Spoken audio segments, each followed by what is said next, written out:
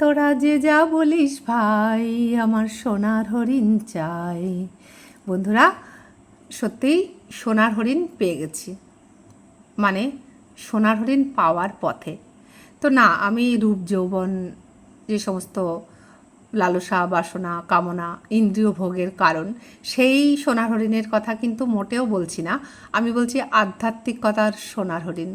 যারা পেতে চান, যারা ছুটছেন সেই পথে, তাদের প্রত্যেককে আমার অসংখ্য ধন্যবাদ, আমার অন্তরের প্রণাম।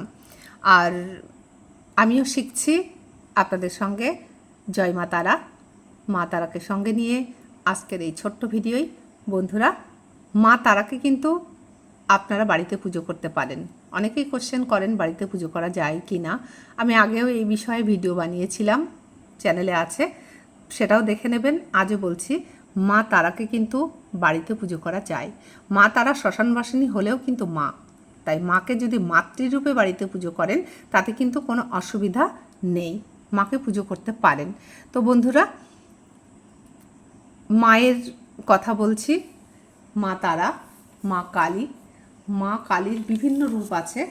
মা কালী হচ্ছে দশমহাবিদ্যার প্রথম রূপ।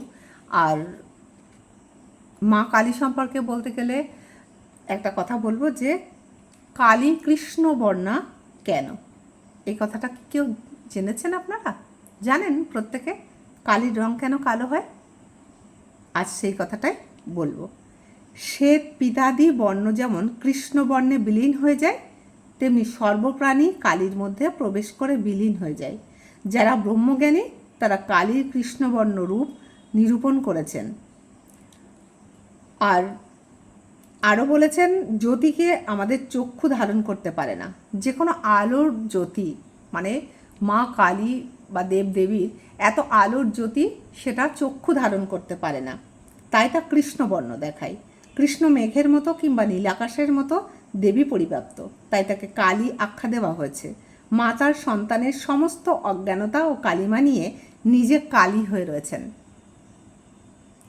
যেমন শিব সমস্ত নীল বা বিষকে গ্রহণ করে নীলকণ্ঠরূপে খ্যাত আছেন, তদ্রূপ।